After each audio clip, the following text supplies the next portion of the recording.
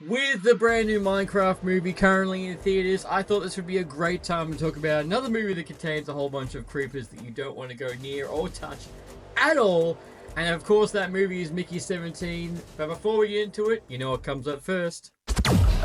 Welcome to the Lights, Camera, Rant Podcast. Welcome back, ranters and rantettes. As always, I am your wonderful host, Mr. Rant, and welcome to the Lights Camera Rant podcast. And we are going to be talking about Mickey 17, which, first off, I would like to say a big thank you to Warner Brothers, who gave me the invite to go see an advanced screening for this, which we got to see in IMAX, which this movie was the perfect movie to go see in IMAX, because it's been a long time since I've seen a solid sci-fi adventure that wasn't Star Wars, wasn't Dune, just something fresh and a little bit different. Not only fresh and a little bit different, but also just dealing with the whole morality of death, memories, life, what you do, all sprinkled in, and we get Mickey 17.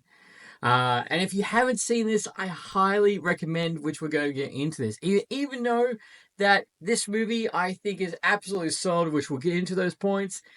Looking back now on this movie, it's currently actually deemed a box office failure due to the numbers. Which the numbers currently right now is that this was on a budget of 118 million, and its worldwide box office at the moment is 127 million, which to me is insane because everyone I've spoken to about this movie thinks it's fantastic, loved it, thought it was fresh and different, but it just doesn't seem to get a whole big box office cause, reel it in. And again, it's a debate on with theaters and movie studios at the moment while they're pushing these reboots and sequels, and sequels are 30 years old and everything. You just try to do these IPs again and a reboot again. The fact that it brings in the money, and I understand that, but I feel like if you took this movie and slot in, for example, like the 90s or the 80s, it would have been right up there with Aliens, Terminator, Ghostbusters. I think it would have been up there as an iconic sci-fi film that we go back and watch. Now, this isn't as explosive.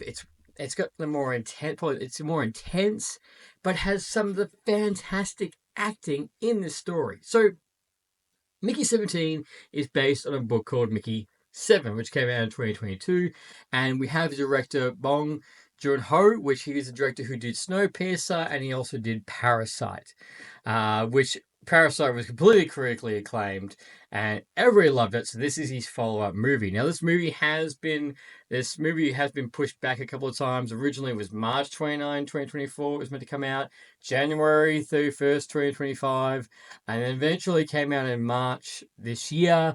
But yeah, it got pushed back again. And again. It's one of those movies that got caught up in the whole actors and writers strike. So yeah, so the fact I think this movie was also finished filming ages ago, like so far ago, just because of all the pushback and everything. But the CGI, the world in this is fantastic. So our titular character, played by Rob Pattinson, is Mickey Barnes.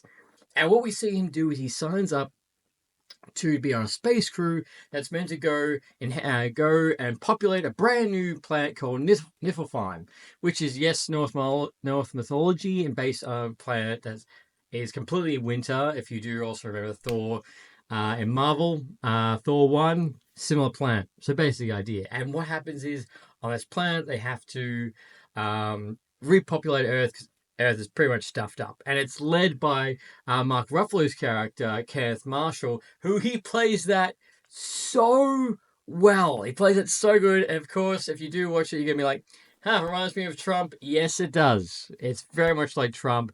And Mark Ruffalo does a fantastic job as being the antagonist in this film. And he's just one of those characters, like, I just want to punch you in the face. Like, the deranged disciples, the deranged fans that, like, I'll do anything for you, and he's just cooked, and his wife's also cooked as well. So Mickey Barnes, and which he does with his friend Timo, played by Stephen Yen, go sign up to this crew, space crew, to go onto this planet due to the fact they go into the wrong crew in the mob, and the mob's after them, which is gets into a fantastic storyline because it shows the fact, regardless if you the mob owes you, and that whole sentence of like, we know we'll find you. Not only we will find you on Earth, but we'll find you on another planet, which that storyline leads later in this film. The fact that regardless of where they're at the moment, the mobster has people everywhere. So kids, everyone, don't get in the mob at all, and they won't find you, even if you leave on the planet altogether. So just to sign up, just to get onto this, Mickey signs up to be an expendable.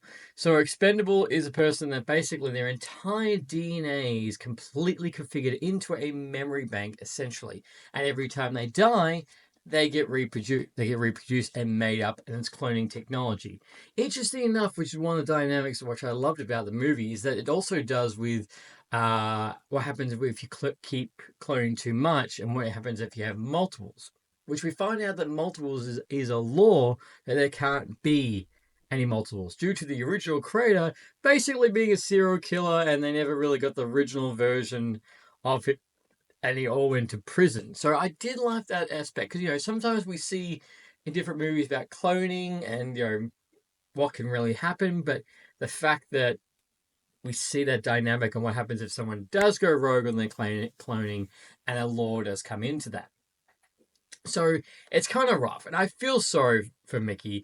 Robert Pattinson portrays him so well because they basically, the definition I could say, use and abuse on repeat.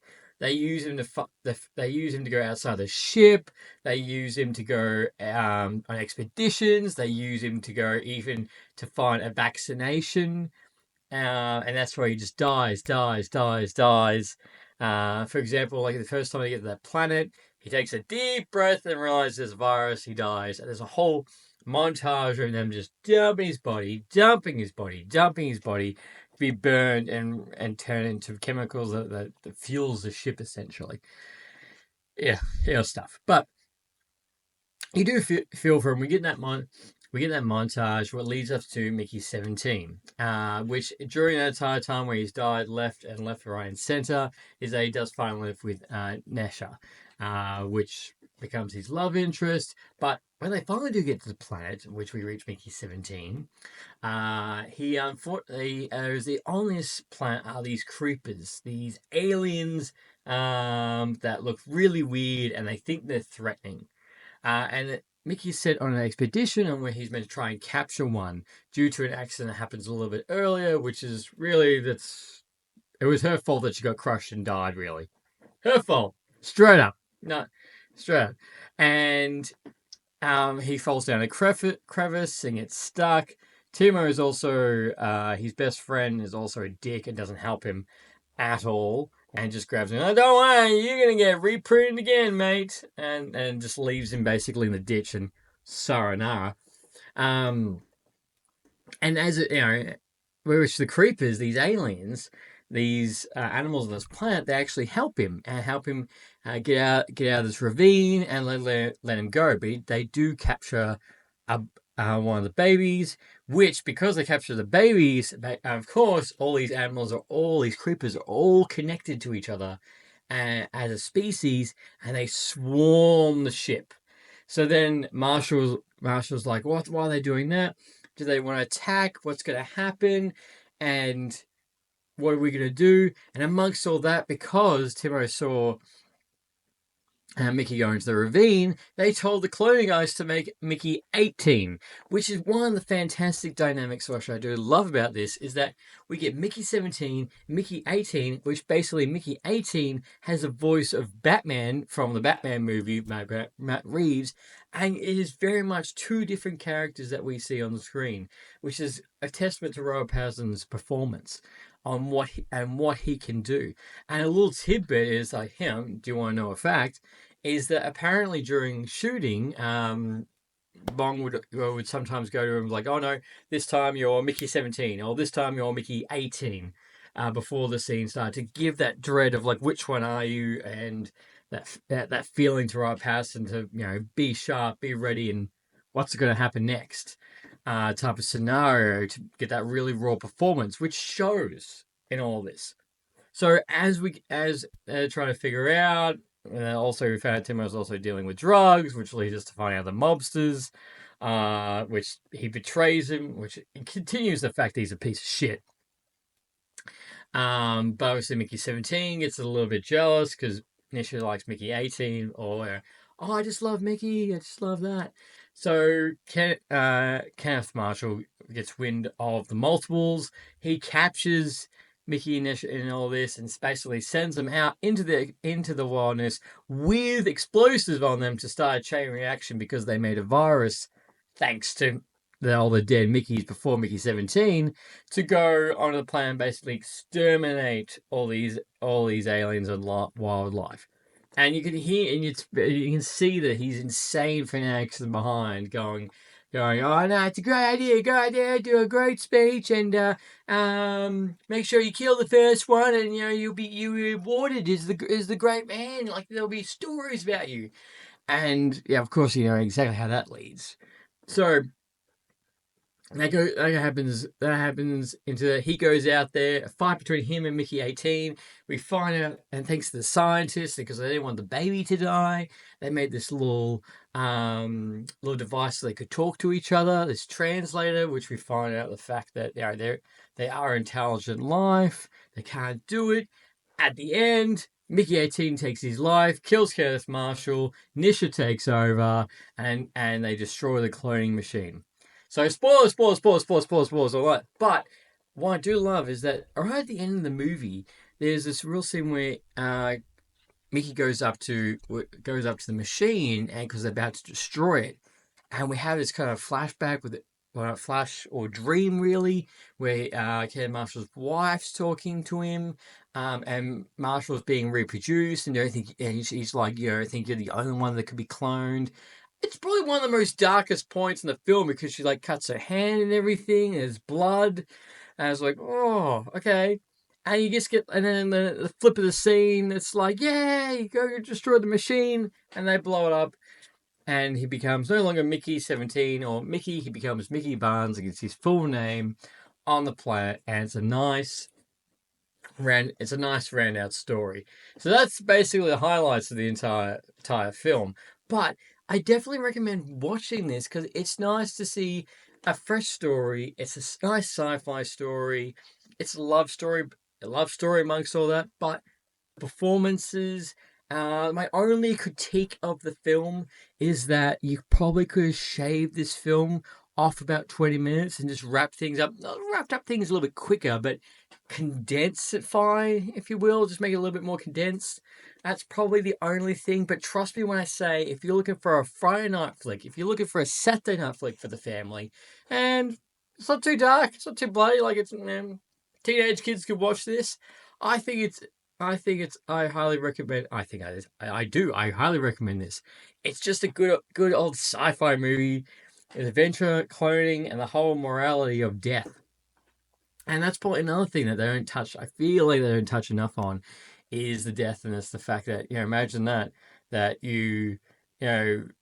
people tell you, make the most of your life. You only live once. But what happens if that gets taken away from you, and you only do live? You get to, it doesn't matter what you do. You rinse and repeat. You're cloned again and again and again. It doesn't matter. How do you feel about that? And what memories are your memories? Or, who you love might not be the last person you loved. Or you could feel a little bit different, and you could sound a bit different, which we see in this. And how do you go forward with the fact that you're going to make this life count, which we do get that really nice resolution with him going, I got to make the most of this life because I'm legit. But just the fact that that moral, the fact that you're dying all this time, people know the fact they can just reprint you so they don't give a shit. That's probably good integrity of the movie and a good solving. I just probably wish they expanded on that a little bit more. But look, let me know what you think in the comments. Have you seen this film? Are you on the fence? Hopefully I've pushed you over that line to go watch it, and let me know. And as always, until next time, happy ranting. Thanks for listening to Lights, Camera, Rant.